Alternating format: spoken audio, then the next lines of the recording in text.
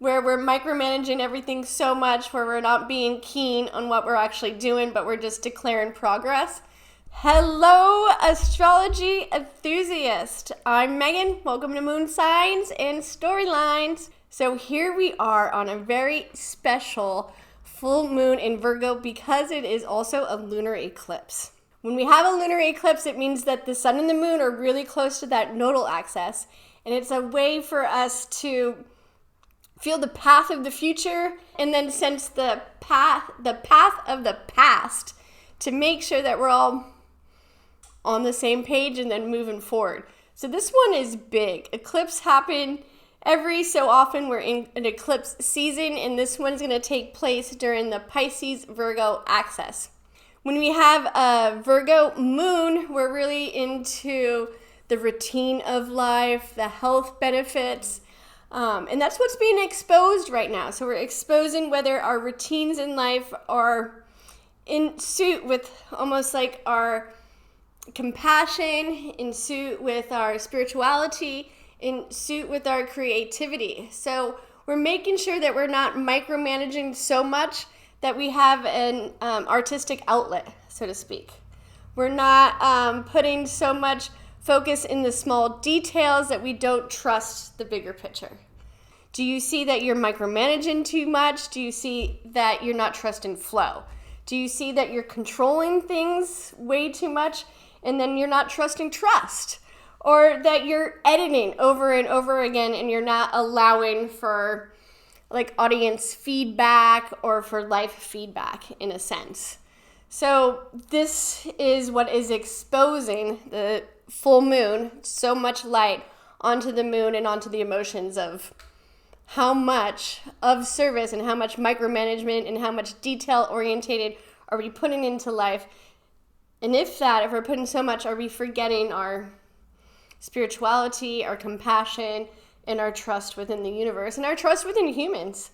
Because sometimes we focus so much on what we can do daily, we don't trust that other people are going to help or benefit or anything like that. So it's really about like doing our part, making sure we do it, but feeling okay that other people are going to like take up the slack a little bit behind us, and then making sure that we're not looking so much in details that we're forgetting to be creative and we're forgetting to expand the spiritual mind. Like we got to make sure that we branch out in a bit.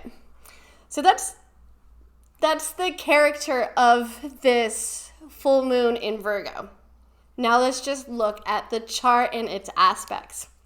So right away, we have a stellium in Pisces, and a stellium means that we have a bunch of different planets in one sign.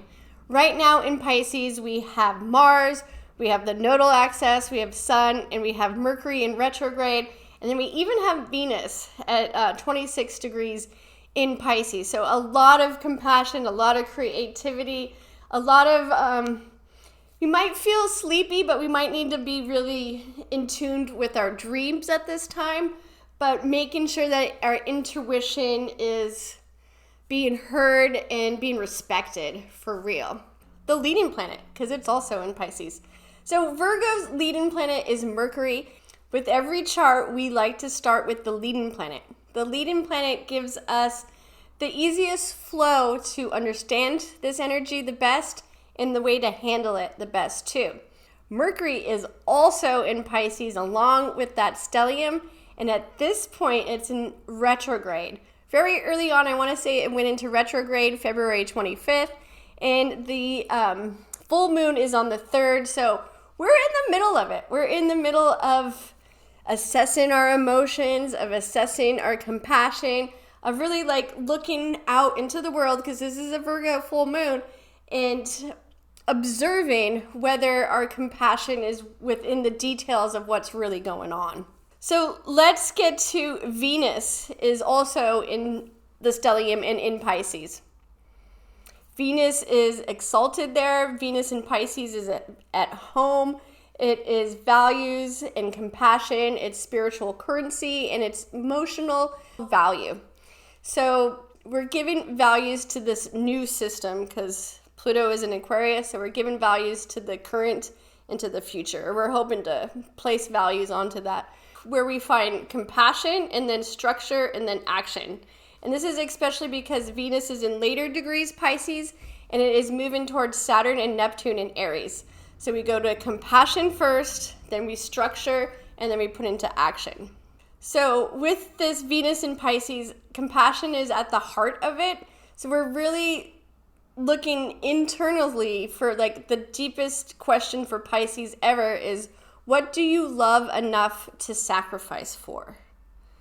So with the stellium in Pisces, it's really about being in tune to our love and our emotions and what we really need to like understand, what we need to make better of the world. You know, like we're finding the smaller details of what's really happening and we're looking around to see how they're really affecting the humans and compassion in the whole. Also have Mars in Pisces. So when I talk about the action going forward, I'm really like hinting towards Mars being at 0 degrees Pisces during this eclipse. Pisces is not aggressive when it's in Mars. It is not happy being in Mars, Pisces. It is sacrificial, artistic, spiritual, and sometimes a little bit passive aggressive. And that's when we are like, our feelings get hurt and we don't know where to put it. We can get a little knifey a little bit. But with it being conjunct the eclipse, our actions are tied to our destiny.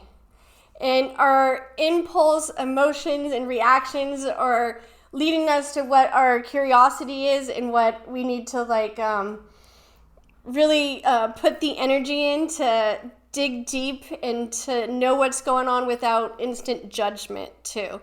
And it has a little shift that is going on because Mars is also square to Uranus.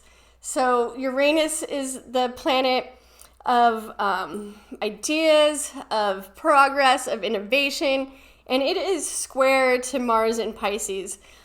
So it has confusion around motivation, there's energy leaks, and there's spiritual frustration that could be happening. Where our passion goes is important to our souls, and it needs to matter. So if your passion is going and you feel like it's not in the right direction and is irking you, use that square and change it. Otherwise, external forces are going to change it. So squares equal tension, but they also equal growth. So where our passion goes is important to our soul and it matters. And if you feel out of line with that, then you need to adjust yourself and then grow. Mars in Pisces cannot fight for ego, it fights for meaning. And that's like an undercurrent of this eclipse. Another planet I would like to highlight is Jupiter is in Cancer and it is retrograde. It has a trine to the sun in Pisces and a sextile to the moon in Virgo. So it's hitting very nicely the full moon eclipse. So with the retrograde, we are growth through revisiting emotional roots. So we're flirting with the past. We're loving the rituals, but able to bend. Observe what feels right, observe what feels wrong, and then trust our emotions to take the past and then use it for the future. So when we hear about progress in the world, we want to know that what we did well in the past, we can take to the future. We don't want to change everything radically where we're like throwing progress down people's throats, but really our emotions aren't in touch with it. Really, we're moving so fast that we need to take this full moon in Virgo time to observe and then make sure that it's within our emotional roots. So Jupiter being in Cancer, we need to make sure that the family is taken care of. We need to make sure that generations are taken care of. We need to make sure that this progress that we're talking about isn't just putting a Band-Aid on things, but something that's going to heal us for the long run.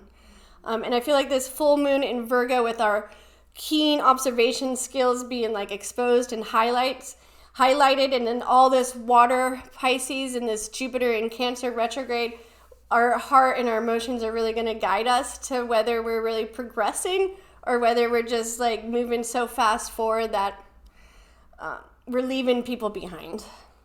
Here's my final thoughts.